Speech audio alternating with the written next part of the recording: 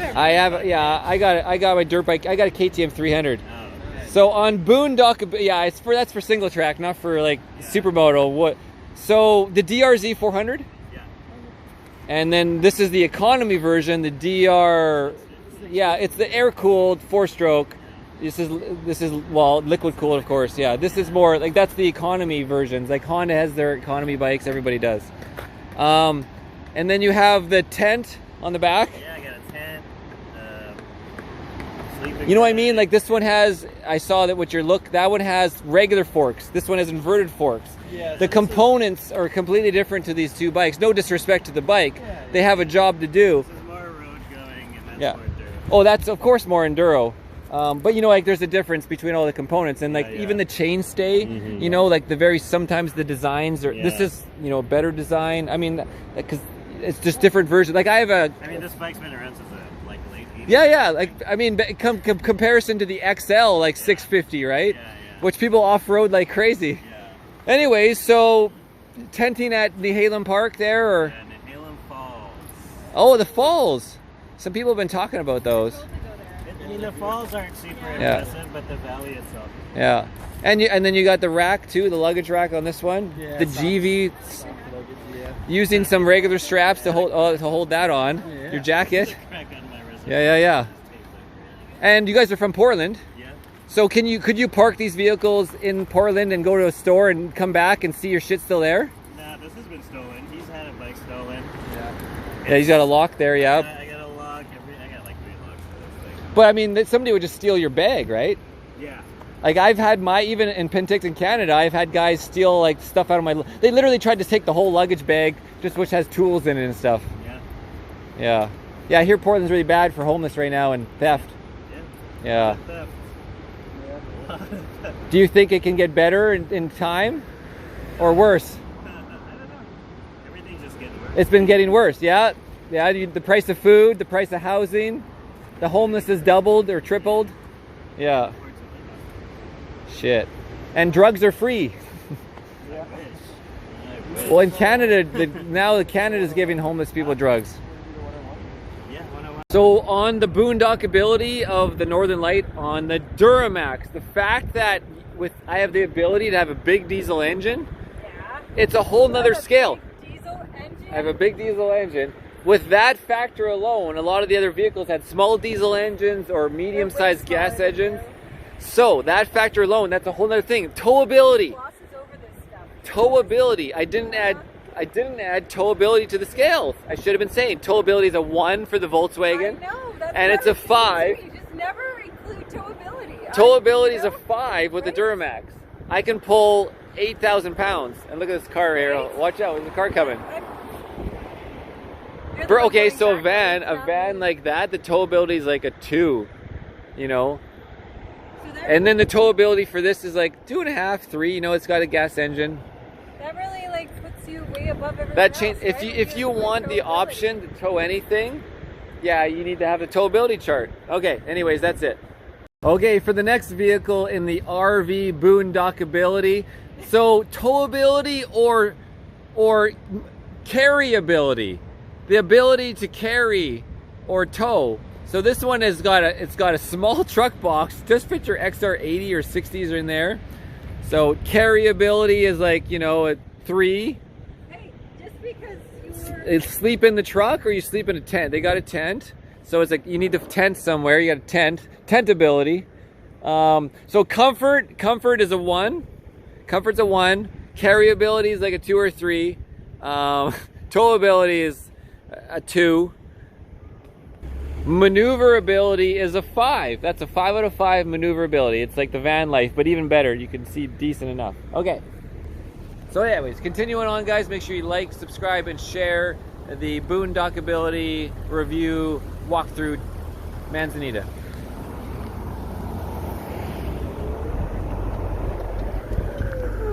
that truck was like the epitome of trying to.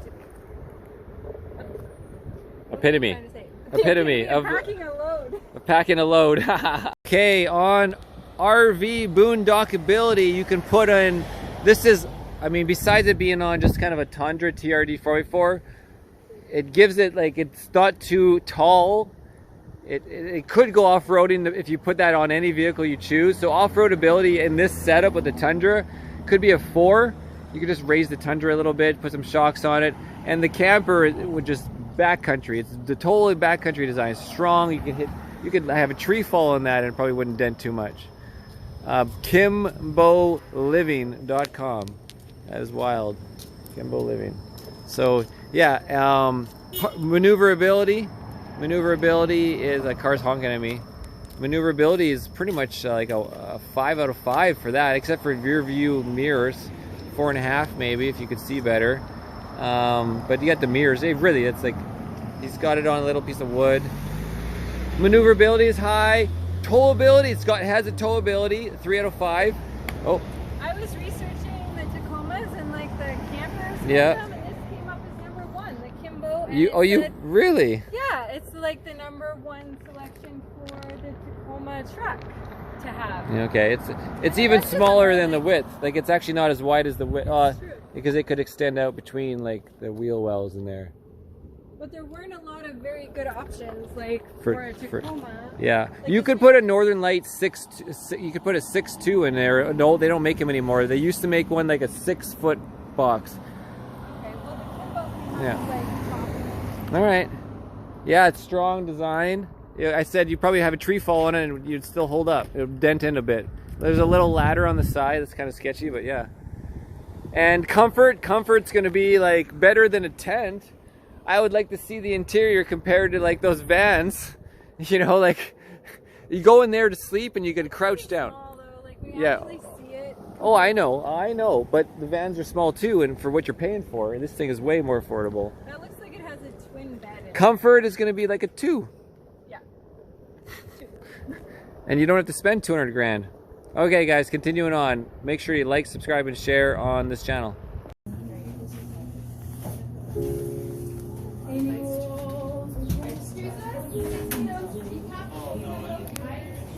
$8.50. The New York Times at a coffee shop is $8.50 for a newspaper.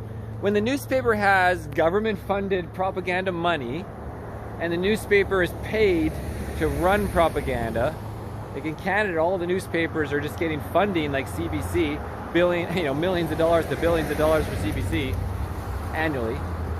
And yet they want $8.50 for somebody to read it. Like, who's buying these paid newspapers for $8.50 in Manzanita? Like, wow, what a story, what an idea to think about. Well, it's called the Manzanita News and Espresso. That's The store. It's $8.50 for the New York Times leftist newspaper. Wow, communism costs money, guys. You got to pay for it. All right, we're going camping. Ooh, sun's coming out, guys. We're going camping.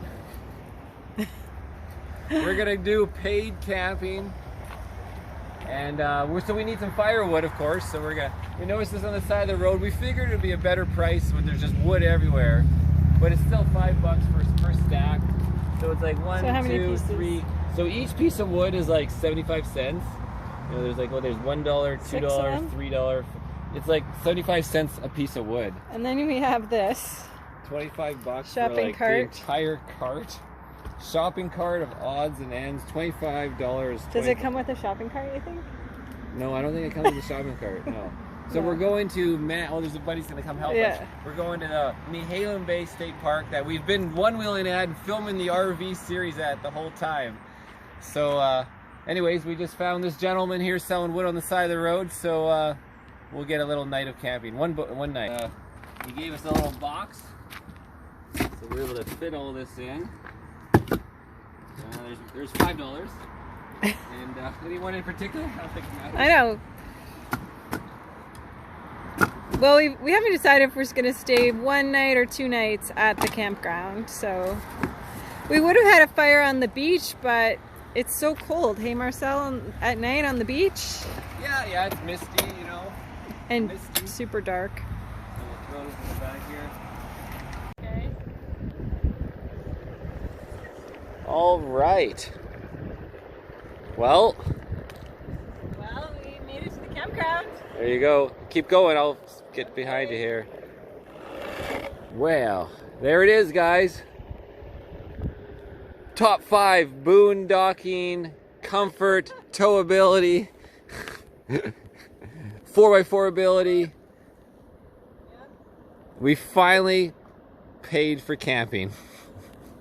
After 14 days. Look at it. We don't like the park straight. We like to put look at that sweet star on the ground. Oh, I'll have to send a picture. I'll take a photo. I'll send it to my mom. Look at this. Okay, guys, this is it. We got power and everything. And we got chairs out. That's right, And we got our firewood. Yeah, this is exciting. All right, well, it's 3 o'clock. 3 o'clock. It's time for our second drink. Well, we are sharing them. So. That's right. That's right. Are we 70 yet? Well, I'm on my way. Just hold on.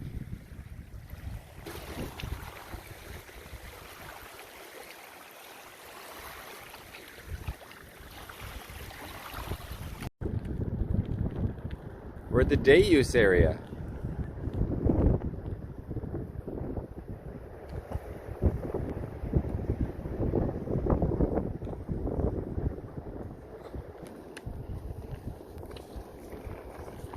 Oh, it's this testing area.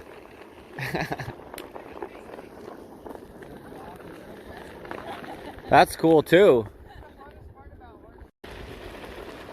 There's a walking horse trail right there.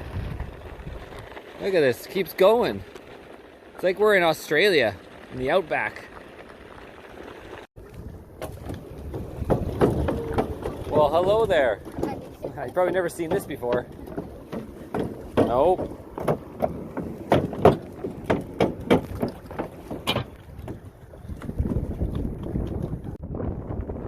There's the first paddle boards we've seen. Did you get lost? I went the wrong way. You weren't listening.